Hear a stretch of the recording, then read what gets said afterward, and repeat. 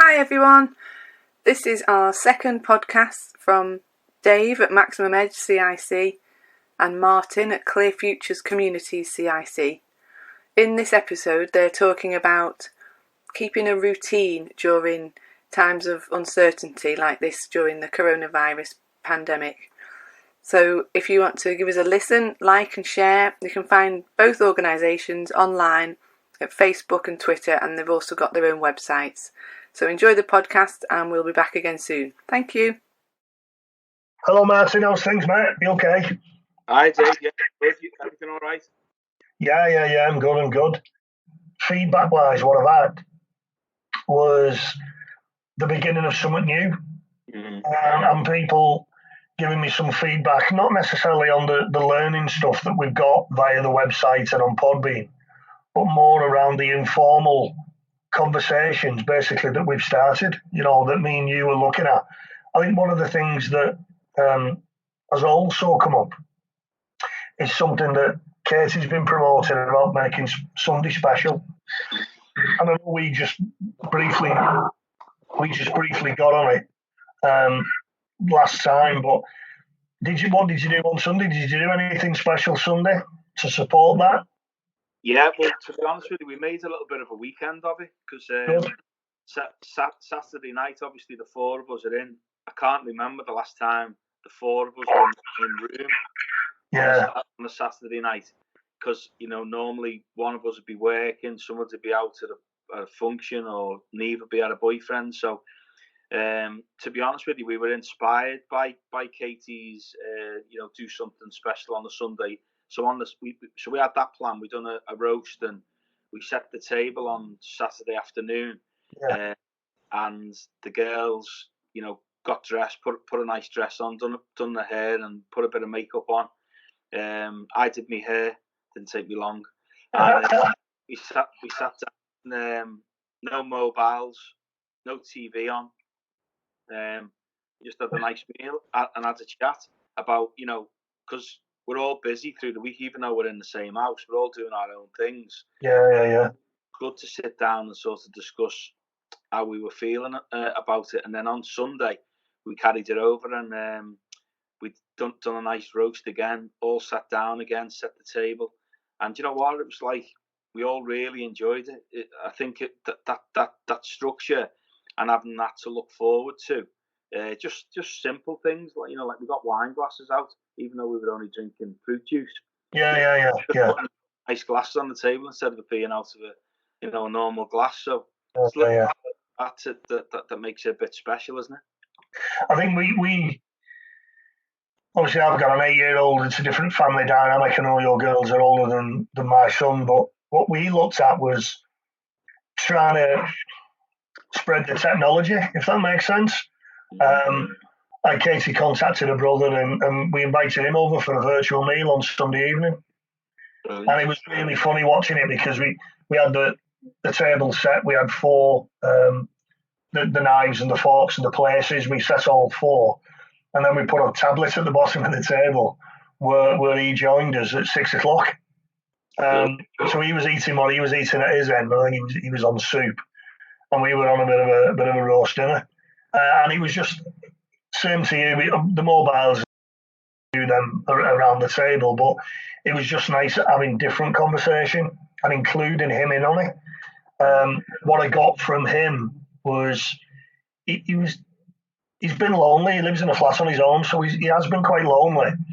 And I think the technology that he's embraced, similar to what me and you are doing now, he's seen benefits of it, both in his professional and his social life.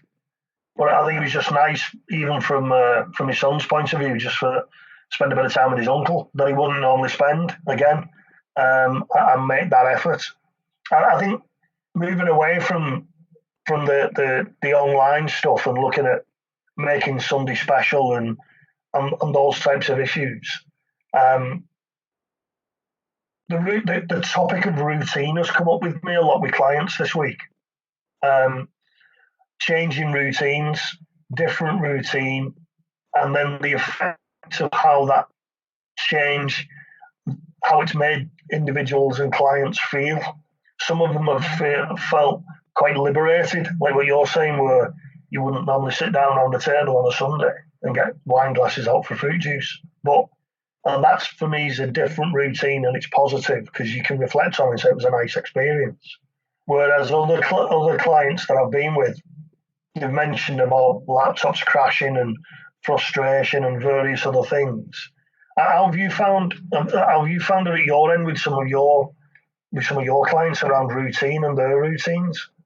I think it's been a mixed bag. I think that the biggest thing, the strongest thing to come across is the dynamics changing within the household at different times of the day. And I know I've experienced it firsthand, that what we've had to do, which I think coming out the other side of this is going to be a massive plus, certainly in our family and with some of the clients that I've spoken to, is how mindful we are to everybody else in the house and what they're doing. And yeah.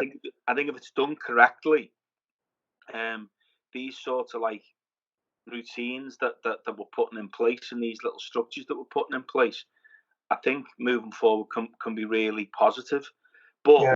the downside of that is different people, depending on where they are and what pressure they're under with regards work, it can manifest itself badly as well. And I think I've been discussing that with people and saying, just be careful moving forward over the next few weeks that you are aware of putting these little structures and boundaries in place just to protect everybody moving forward from a health and well-being point of view as much as anything.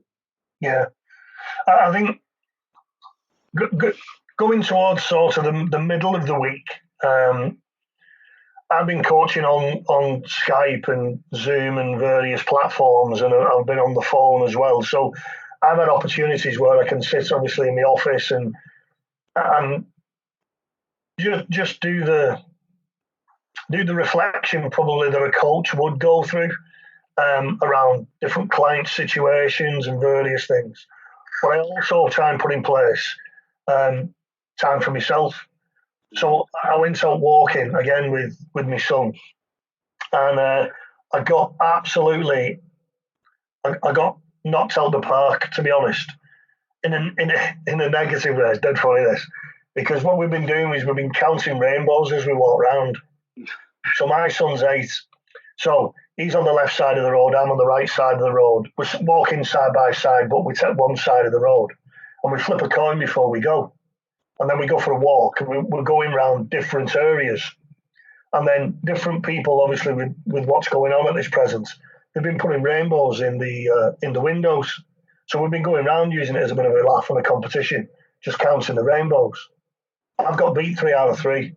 So I'm down 3-0 already, just because he knows the types of people who's on the left and the right side of the road. So I always get the retirement houses on the right side of the road, and it's quite funny because the majority of individuals, what I've found with the rainbows, are the families, the areas who've got kids and families and various things. So I've got beat 3-0, so I'm 3-0 down. Okay, so that's one first thing. But while we've been out there, and I don't know whether you've noticed this, because I know you do a lot of cycling and you do a lot of walking, I've physically walked past less people, but they've actually acknowledged me and said, good morning, good afternoon, or, you okay, you all right? And I think that's massive for me and my environment walking around here. We'll walk out, we'll do that probably regularly over a period of a week. I'll probably go for a walk with him and my wife probably twice a week. We live near fields and we'll go off and we'll do one. And there's always an element of people on the path walking towards you. Either head down, not bother, just carry on. Across the road, definitely, just carry on, not bother. And that's what I'm saying about routines. I think it's heightening people's awareness around community, around who you are, and actually acknowledging that you actually stood there. Even if you're moving to your social distance and you're crossing over or whatever you're doing. Have you found the same, or is it just round here that I've noticed people saying good morning to me and good afternoon to me who probably never have? No, we've definitely. Do you know what I was speaking to Louise, my missus, about this morning? Actually, was about we were talking about, because in our era, like Boris Johnson said, this is going to be the biggest thing to happen to this country in peacetime, which sounded like a dramatic statement when he made that when he first stood up that day and did that address to the country. Now we realise he was bang on. But what we were talking about this morning, this is quite interesting that you've mentioned that, is that really it gives you a taste for what it must have been like during the war, because that level of community, people had to come together as communities basically to survive, and we know by what we've learned in history about the air raid shelters, and when certainly this area that my family grew up near the docks in Liverpool, and my mum used to talk about air raid. She lived through the Second World War, and that level of community was there. Now, what's happened over that period, over that 50, 60 years or whatever it is, do you think that's been lost? It's been diluted so much because we have such busy lives. I mean, I can have neighbours here 2-3 doors away. Once the winter comes, once the clocks go back, you don't see them. And we have a standing joke that you just physically, you pull up on your driveway, you get out your car, you go into your house, and it's only like the spring and the summer where you might wave to them across a couple of gardens. But actually, as you say now, people who we've never seen before are acknowledging us across the road, or you're all right, and you can tell it's not just I'm doing it because I've never seen these people before. You can almost feel like a level of concern, if you like, because they know that these times that we're in, we're all experiencing the same problems. And I just hope that coming out of this, with the work that we are doing within the communities, let's hope that this common feel of togetherness carries on, when we get over this pandemic. Yeah, I think the only place I've noticed it is you spend quite a lot of time either Yorkshire, Lake District type of place with the school holidays on, and we'll be out early morning during that routine, probably have breakfast and then straight out, and we'll constantly have that element of good morning, how are you okay, even if it's just walking politeness. But I've never had it in my own town, really.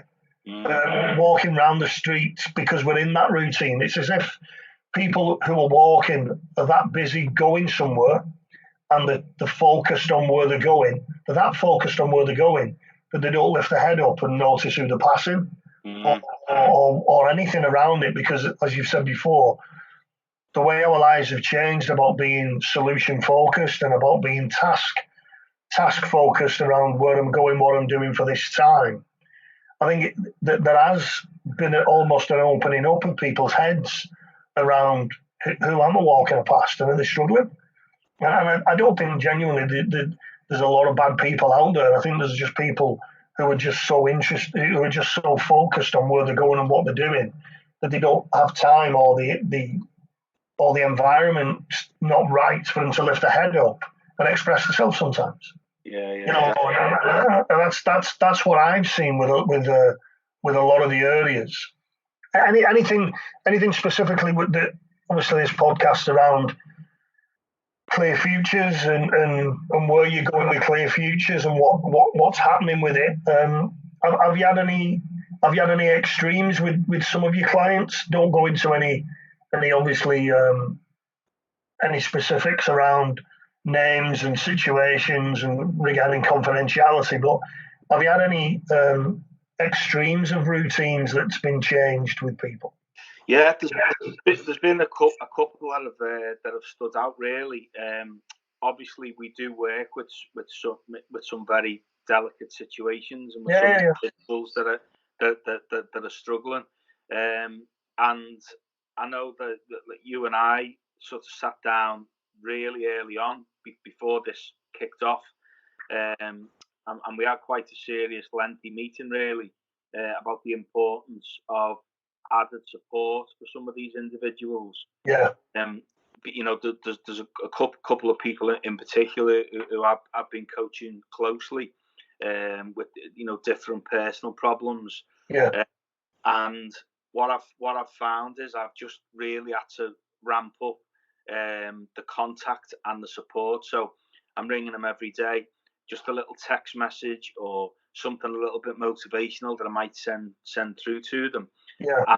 And up to now, that's been enough. That's been okay. But what I am conscious of is, as these weeks, I mean, you know, we've got to be looking now. You know, I'm positive, but you know, we're going to be 4, 5, 6 weeks, aren't we? Definitely. Okay. Yeah. In this, and what I'm aware of is keeping that level of focus up for these people. And what my fears are, as the weeks roll by, it's going to be more difficult to keep them engaged and keep them on track. So that's where I like what we're doing now, and what I love about the sort of the angle we've taken on it is basically we're staying positive, we're staying in touch with people, and basically we're being as creative as we can be. And I think that's so important, and that's the feedback that I've had as well. Because obviously I'm sharing what we're doing. I know you are. Yeah. All the organisations, the various organisations that we work with, Clear Futures and Maximum Edge, and the feedback that's come from the organisations are like, you know, unbelievable. The fact that we're offering this in these times, it seems like common sense to you and I, just to keep this level of contact up. But it's been really, really well received, and I think we shouldn't underestimate the power of it, really. Yeah. I think what I've similar different individuals, and I know there's a theme running through our conversation here around routine, whether it be doing something different on a Sunday night or somebody saying hello to you in the street when they wouldn't normally say hello to you. And I think what I've noticed around a high percentage of the clients I've spoken with this week since our last podcast has been the introduction more of alcohol. There's been various areas around the increase of intake of alcohol with some of the clients that I'm working with. Now, for different reasons, either some of them have not needed to be up in the morning at 6:30 in the morning, they're home working, and there's opportunities there where they can go and probably have another bottle of wine or an extra bottle of wine or whatever they're doing. And I think it's almost a downside of somebody's routine being broken, if that makes sense. Mm. I discussed at length with 3 clients who are worried about partners, things around finance with the situation that they're in, and it's almost like if there's a negative change in the routines, that they will automatically go and try and get the alcohol and go for the alcohol intake as a coping mechanism, probably. Whereas me and you would probably go for more of a communication method, and talk to somebody and speak with people who are close with us. I am noticing there are some clients, just because of the way that they're wired and the way that they've been brought up, when you look at socialisation, that they don't like sharing. Well, the first thing that they're doing is going picking or increasing their intake of alcohol. And I think I've noticed that within a week and a half, 2 weeks. Going back to what you just said then, when you look at 5 and 6 weeks, that's why I put some of the remote support in place regarding podcasts and the introduction of having a positive routine. Even if it's still getting up in the morning and having a shower and getting ready for work, mentally in your head, rather than just walking downstairs and not bothering, because at the end of the day, I'm home working. Yeah, so I think it comes down to self-discipline as well, Martin. It's been a really powerful week for me up to now. Personally, it's been very fulfilling because I've spent more time with my family, and I've done things like They've got beat 3-0 on the Rainbows, like I've already said on this podcast. But I think in between it, I am seeing the effects of people's routines being altered and being forced to alter. Quite sadly, in some cases, that's manifesting itself in alcohol consumption increasing, even though they've closed all the pubs. You know what I mean? It's quite strange. So, what are your final thoughts on this stage of the podcast, mate? We're number 2 in. We've done the introduction and we've started firing it out around social media. We've touched on a few topics today. What would you want to leave people with who are listening? I sort of, to summarise at this point, is to just try and keep as much variety in their day as they can.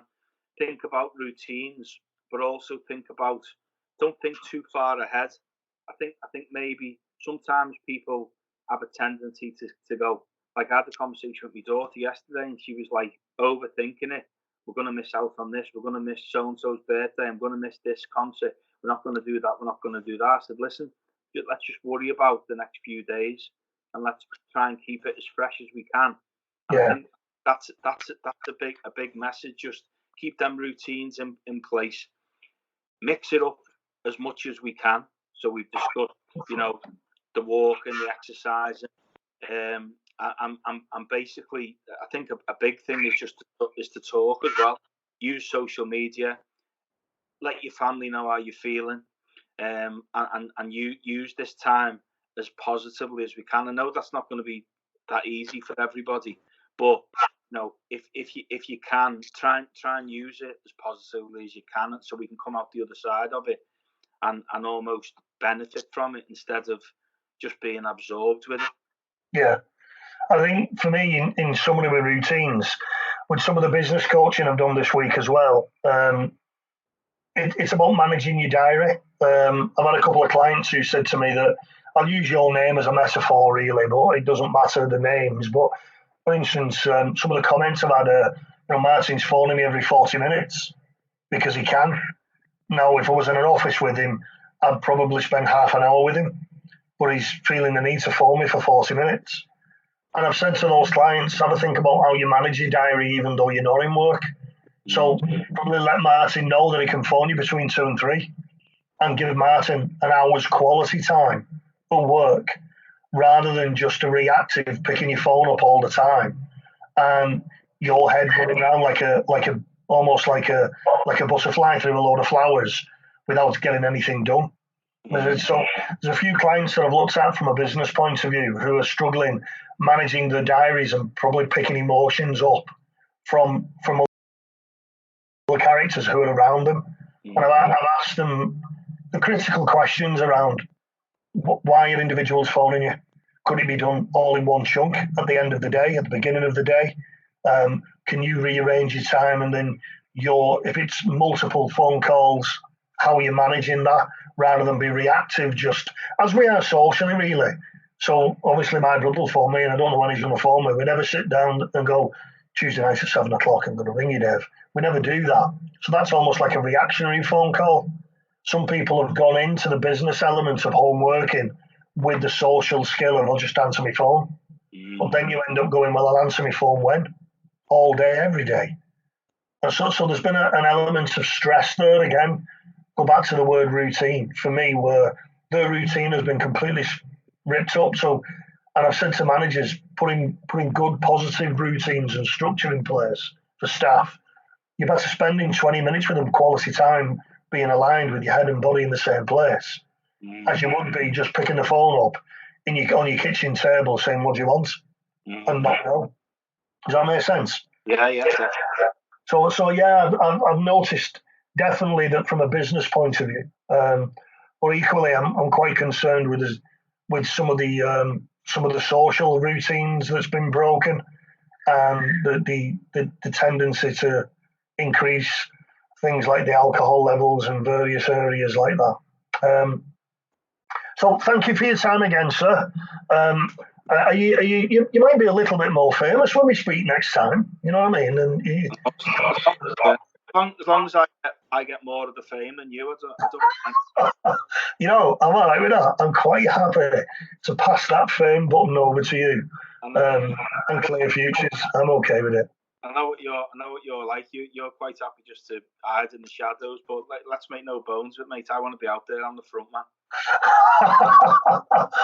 That's fantastic. Thanks for your time again, Martin. And look after yourself, and I'll speak to you soon. Yeah, take care, bud. Thanks, mate. Bye-bye.